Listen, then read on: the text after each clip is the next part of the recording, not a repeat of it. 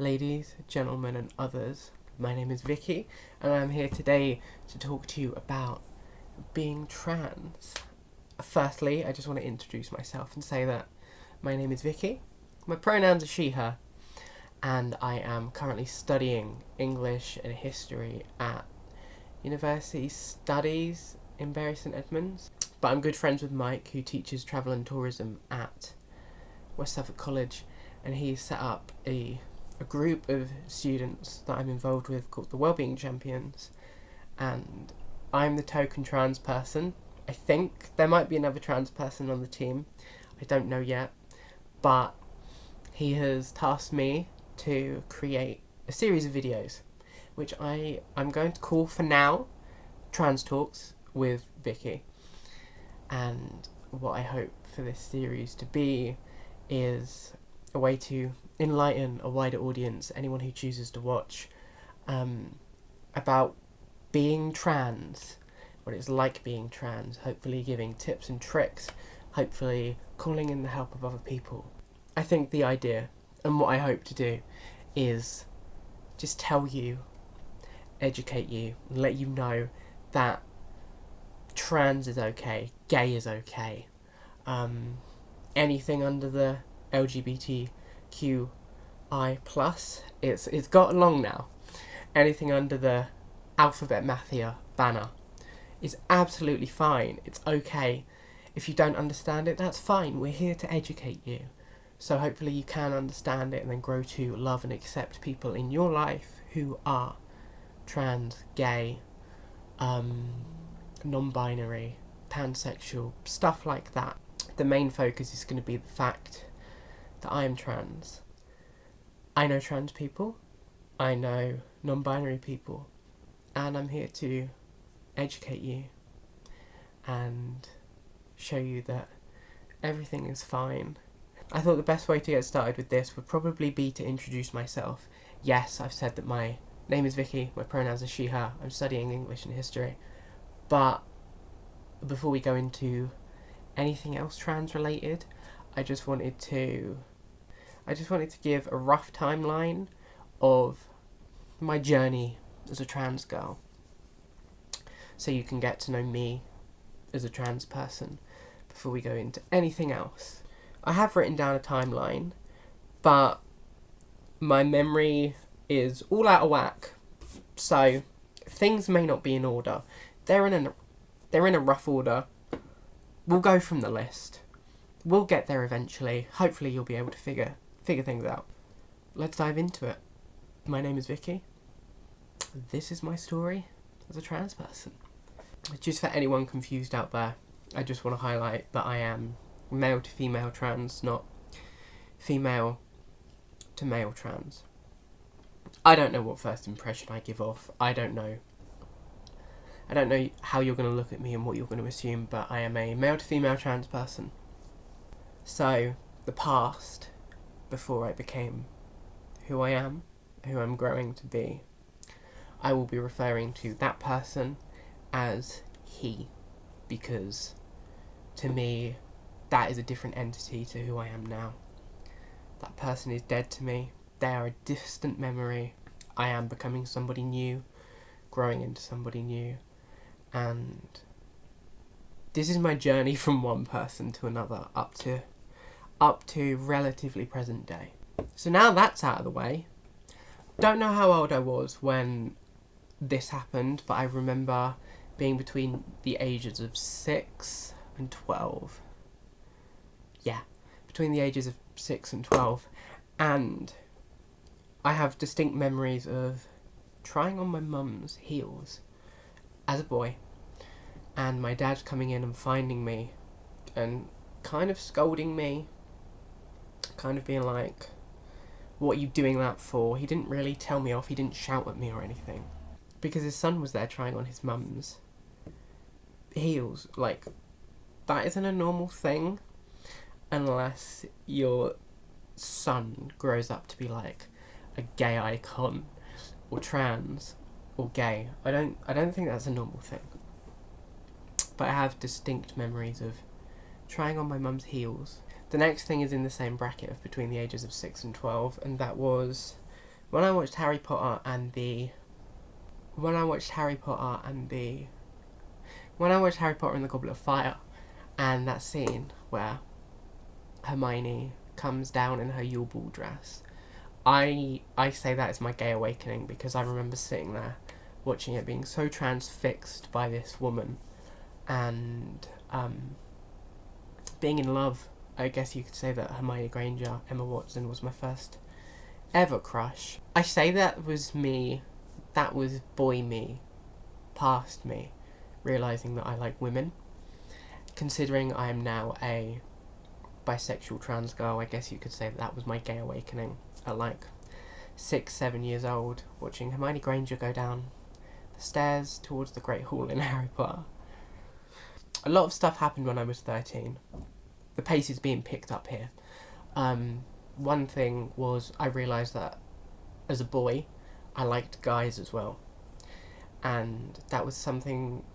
I remember being 11 years old and liking guys and expressing my attraction to like celebrity guys, to friends in class, but to me that was normal. To me that was me. I didn't know about the fact that that meant you were gay or that you were bi. That was just me being me, expressing attraction to like celebrity men. In the summer of 2013, I remember having a revelation where I was like, I am a guy who likes guys, and being gay wasn't really as accepted back then, and being called gay was also a lot more of an insult back then. And I remember being terrified that one day I was going to walk into class and they were going to find out that I was a guy that liked guys, and they were going to attack me, abuse me, be mean to me. A lot of that summer was spent in fear. Luckily nothing like that ever happened and everyone was accepting of it, but back then there was more of a stigma against homosexual men than there is now. And then towards the end of 2013 and the beginning of 2014, I was in a relationship with a girl as a guy. And this is probably one of the most shocking things that still shocks me to this day. I messaged my girlfriend out of the blue and I said to her, would you still love me if I got a sex change? As a 13-year-old boy who didn't know what being trans was, I said to her not once but twice in the space of 6 months, would you still love me if I got a sex change? And as a 13-year-old boy, I wanted to get rid of my down below anatomy, and I wanted to get breasts put on my chest. And it wasn't until years later that I realised, oh, that's dysphoria. That is me being unhappy in my body and wanting to physically change the sex that I am. But like the thing with 11-year-old me saying, hey, that male celebrity, they're kind of cute, I wish that they'd kiss me. That was just normal to me. And I didn't know that it was a thing until much later, which we're gonna go into. Even though 13-year-old me came out as bisexual and announced that I like guys in the summer, September 2013, 2 years later, 15-year-old boy me would turn around to somebody in math class and go, I'm a lesbian. It made sense to 15-year-old boy me at the time for me to turn around and be like, I'm a lesbian. Knowing full well that guys can't like girls and say that's a lesbian, but 15-year-old me knew that something wasn't quite right. Subconsciously. I thought that was normal, but it's not. That's not normal. But 15-year-old me, again, turned around and said that he was a lesbian. My life is bizarre. Also, when I was 15, I fell in love with a guy called David Bowie. And I remember seeing a photo of him. I have this memorised. In 1971 at Haddon Hall, I think it's called. It's a black and white photo of him with long hair, a long dress in heels. And this was a This was a guy dressed as a girl.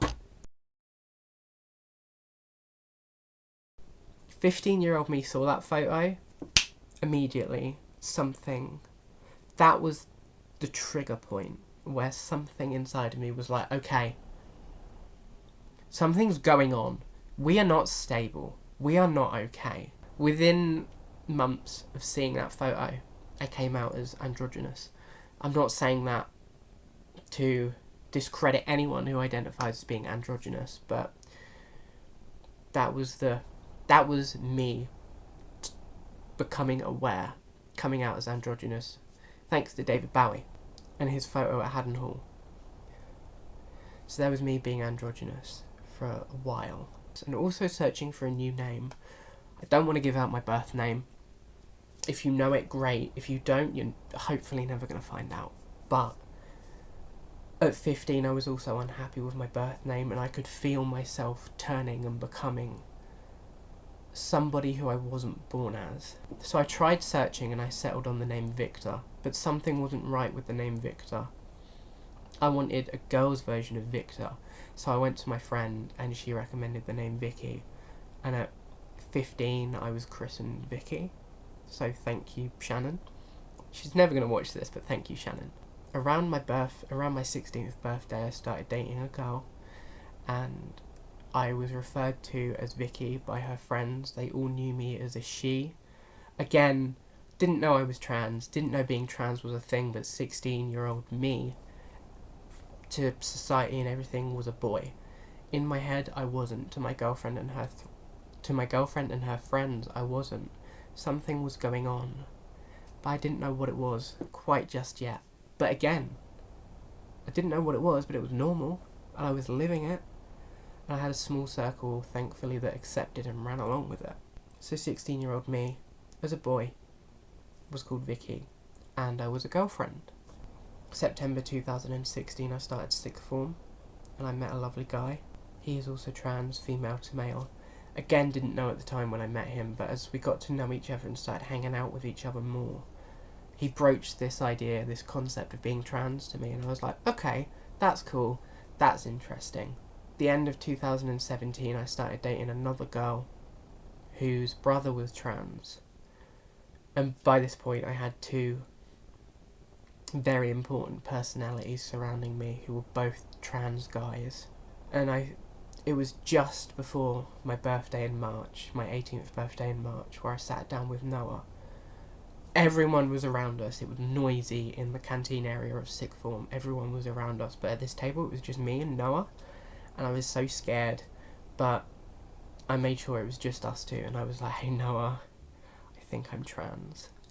And that was when the label was applied. That was when Vicky, the girlfriend, found out, discovered, realised, was honest with herself that she was trans. And I would say that was like the birth of me as I am now. It was a long process from like a 6-year-old to a just about 18-year-old. But I think that the biggest thing in there, again, is the fact that 13-year-old boy me said, within 6 months, hey, what would you do if I got a sex change? To this day, it hits me, and I'm like, sat in disbelief that that's the thing that happened to me. And I'm still waiting for it, don't get me wrong, I still want it. And I question it sometimes. I'm like, do I really want to change my physique? And then I remember that 13-year-old me wanted it so desperately, not knowing that he was trans. And that reaffirms the fact that yes, I do want to change my body. People know me as Vicky. People call me she, her, she, her. But even though it took me until I was 18 to figure out that I was a trans girl, there were some obvious signs, more than what I've just gone through. One of them being the fact that when I was younger, about 6, again, my sister went into labour, so my mum and dad went to be with her, and I was given to my friend and her mum to look after. My friend, who I'm talking about, is a girl, cis girl, and I just remember playing with Barbies and Bratz and watching Bratz when I was little. just being so happy, being so encompassed and surrounded by such feminine things. And that should have been an awakening to me. Also the fact that I went to see High School Musical 3 when that came out, and I would say that gendered products are a thing. Bratz are for girls, High School Musical is for girls, but there was me, a boy, so desperate to play with Bratz and to see High School Musical 3.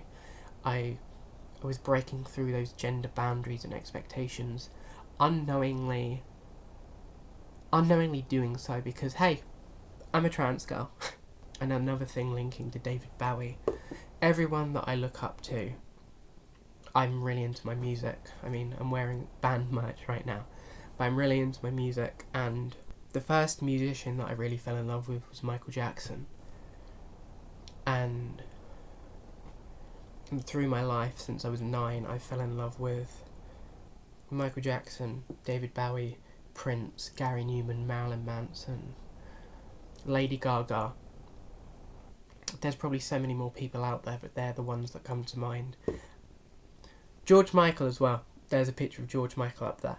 But these artists who I look up to and aspire to be like, they're either gay or don't stick to gender boundaries and expectations. They were breaking through them in the 70s and the 80s and the 90s. I mean, David Bowie in his dress on the cover of The Man Who Sold the World. Prince, always dressing like we don't know what the hell is going on with his gender.